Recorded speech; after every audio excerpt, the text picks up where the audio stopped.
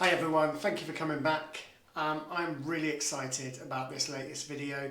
I have done my first ever edit on a MacBook Pro. I don't really know how to work this machine yet, but I will get there. I have gone from 2 years of a smashed up iPad and now I've got this. Haven't paid for it yet, but I've got it, so that's cool. This video is the long format full interview by a wonderful gentleman who interviewed me called Jake Pearson for the What Makes You Happy podcast. He has very, very kindly given me permission to post. He posts 5-minute videos. That's his niche. Brilliant channel. Absolutely fantastic. A real vast array of guests on there giving you what makes them happy. Just short blasts, really good information. Go and check it out. It's the What Makes You Happy podcast on YouTube, TikTok, Instagram. Wonderful guy. Cannot say enough good things about this guy. Just a beautiful human being. And I genuinely connected with him. He's in Australia. I'm in the UK. We met on the computer. And when my channel starts making a lot of money, I am going to fly out to see Jake and I'm going to shake his hand. He's a really genuine, decent guy. Welcome back to the podcast where we ask the question, what makes you happy? Our guest today is the optimistic adventurer. They seek out mini adventures to share with their loyal following, showing that there is hope to be found in the everyday. Today we have with us Dom Stacey from Exeter, England. I hope I said that correctly. I tried my best. It is a pleasure to have you with us, Dom. How are you? Thank you, Jake. It's lovely to be on. I'm doing really well today. Thank you. Correct me if I said that incorrectly. It's Exeter in England, yeah. That's a small win. We take those. Thanks for coming on the podcast to share all things that do make you happy today and provide insights, as I'm sure you will. Dom, I want to hear a little bit about your story. Can you start with what makes you happy and maybe provide a little context around that? Okay, I'll go with the context first because a lot of the time I'm not happy. But I've created a little formula for me in my position that not only makes me happy, keeps me healthy, keeps me going, gets me up every day, gets me to work, gets me out doing the adventures and growing the channel that I'm going to tell you a little bit about. So in 2021, my 17-year-old son died. He had a long-term illness called Duchenne muscular dystrophy. And 3 months before he died, I had a really lucky experience. Well, it wasn't luck because I got up at 5 o'clock in the morning to go paddleboarding. So there was a little bit of perseverance from me there. Me and my friend were out just having a great time. It was a beautiful morning, flat seas. It was in November, so very cold, but stunning. And in the distance, we saw what we thought were dolphins jumping, just a couple of them. And then in the next couple of minutes, nearly 100 dolphins were surrounding our paddle boards and jumping and double full breaches.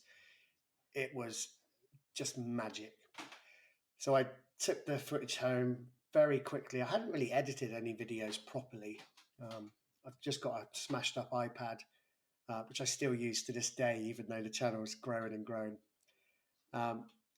Made a little 8-minute video, and I had no subscribers at this time, sort of like 20 people that I might have known or met through my life, and put the video up, and it very quickly got to 20,000 views. And my son, he was bedbound at this point, and I used to go in, and if I'd gone for a hike or a camp or a paddleboard or a kayak, I'd make a little tiny video, no editing skills, and show it to him, and we'd sit on his bed and watch it. With this particular one, the dolphin one, he said, you need to make a proper channel. He called it a real channel. And I was like, no. And he said, no, you could do it. So with his help, we created a banner on Canva, and I would go upstairs to the only PC in the house and set it and then run down to him and he'd check it. I didn't have a clue what he was doing, but there was method in it. He would check it on an iPad, a phone, and an Xbox and a PC to see if it all sat right. I'm seeing you nodding. I knew none of this back then. And so we got. I originally called it the middle-aged adventurer, and I was 43, something like that. And he's like, "You're not middle-aged. It doesn't fit. It doesn't. It doesn't tell people about you." And I was like, "Well, I don't know. How do you name a YouTube channel when you've had no aspirations to ever be on YouTube?" And he said, "You're optimistic. You're always optimistic. The optimistic adventurer." And I can. Oh, I said I wasn't going to get emotional, but I can hear him saying that now. And that, God, I promised Jake, I was like, nothing's going to get me as, but that he created this tiny little thing that was never, we never planned it to really go anywhere. It was just for us to share that moment. I'd come in and he'd go, "Have you filmed it?" And I'd go, "Yeah." And I'd lie on his bed next to him and watch it on his big TV.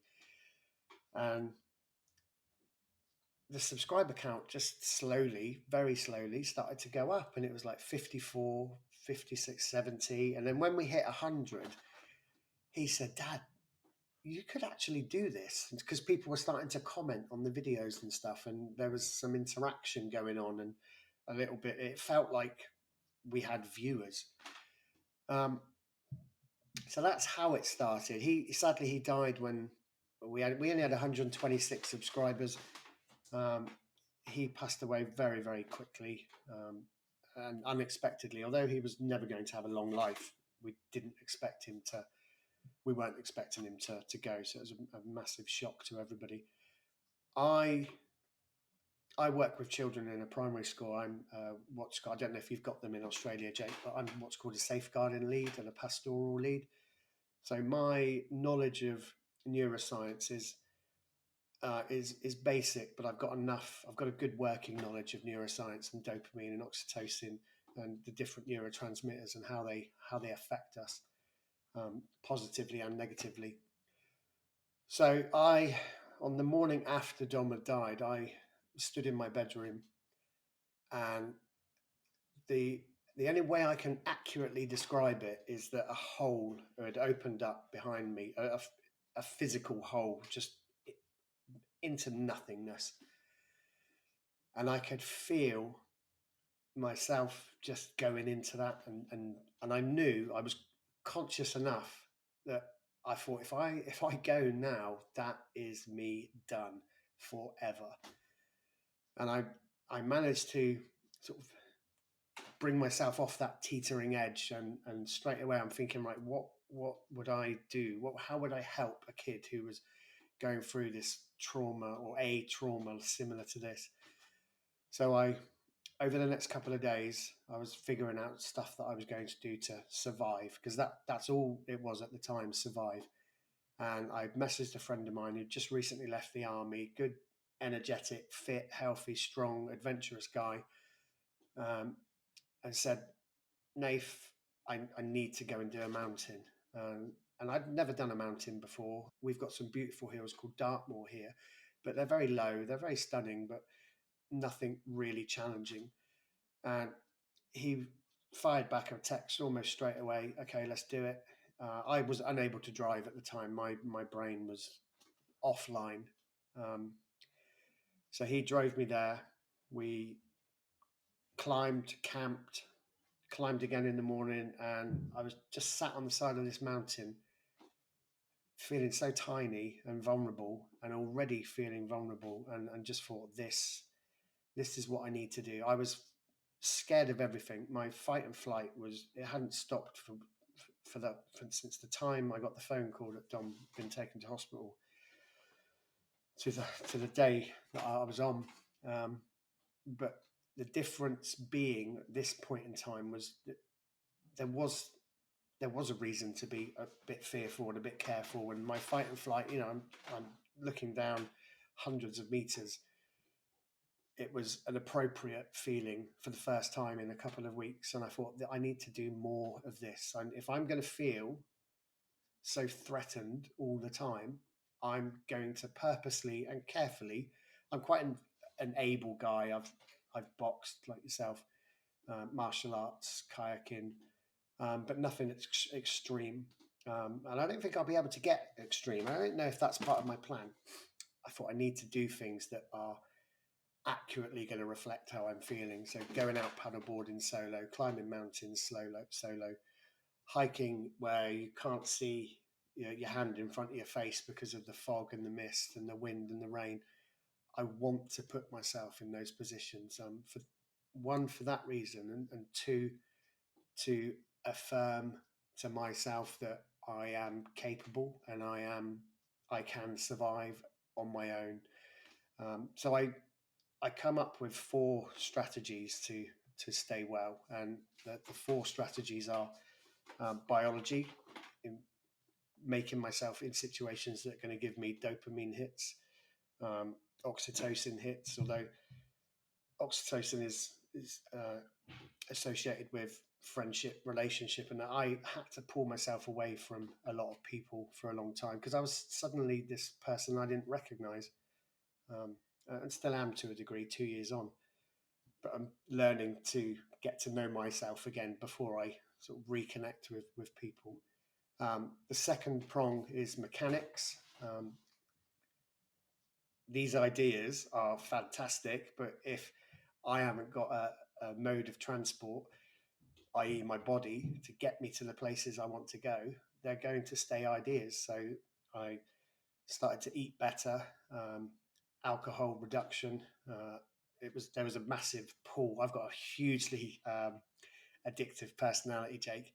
So it was a tough one to either go smash the beer, um, or get addicted to something really, really healthy. And I'm pleased to say I've chose the better of those 2 paths. The third is habits, because I very quickly realized, and listening to people that I really admire, like Jocko, David Goggins, Kerwin Ray, people like that I am not going to feel enthusiastic every day. Some days I'm going to have to drag myself to the gym or to the road or to the sea. So where enthusiasm fails, the habit will take over. It is my habit to go to the gym. It is my habit to get my recording equipment out. It is my habit to go camping at least every fortnight. And the fourth prong to my plan is optimism. And I said to you before we started that 99 out of 100 days start with sadness and tears when I wake up and realise the severity of the situation, and that optimism kicks in, and there is going to be a minute, and even if it is just a minute, there's going to be a minute in my day where something happens that is okay. And that's my parameters. It doesn't have to be amazing, doesn't have to be great, but there is going to be something that propels me from where I am now to where I now want to be. Because little Don believed, just before he died, when he said, you could really do this, he believed it then, I didn't. I do now. Now my channel is doing really well. It's lovely. There's comments and interaction and people offering equipment and secret location sharing. It's fabulous. So that's my 4 prongs of keeping well, and I am happy. I genuinely am. I've got a lot of sadness to carry for the rest of my life, and that isn't going to hold me back. And so, what would your main takeaway for our listeners be? Having listened to your story and what you are dealing with every single day and what you have moved through and are still moving through, what would you want them to take away from your experience? To take responsibility. If I had gone down the drink road or the nothing matters road, that's my choice. I made that choice, and spend a lot of time alone. I get a lot of messages from people in similar situations to me, And the first bit of advice I give to them is to spend time with yourself, because you can't lie to yourself. You can, but that voice in your head will tell you you're lying because it knows you're lying. So spend time with yourself and you'll find the answers. And that's such a hard thing to do. Having spent a lot of my own time, Dom, trying to be by myself and telling a lot of people the same thing, be comfortable with who you are by yourself before you invite other people into your life or back into your life so that you get a chance to know yourself. And that was a period that I had to go through a few times, through a few bad, sour relationships and learning a lot about myself because of the fallout of those things. So yeah, being by yourself, I think that's incredibly powerful, where you can't lie to yourself because it all comes out, doesn't it? I've found some incredible faults that I've always had and not realised. This is I sent a friend a message yesterday, Jake, and said that it sounds so cliche but I am on this weird journey of re-meeting my this new person that has partly been created by my son and partly being forged um, through the channel. And I like him. I genuinely like who I'm becoming now, which is massive. I'm pleased to meet me. And I can definitely say from my personal experience, let's just say I've watched my parents split up and I've watched them both have to rediscover themselves or reimagine themselves to become comfortable with who they are as single parents uh, after being together for 20 plus years. So I've had to see myself do it. I've seen people come out of their long-term relationships that aren't family, try to rediscover themselves, and after grief as well. Like it's a process. And I think, like in my parents' context, they'll just keep working that out.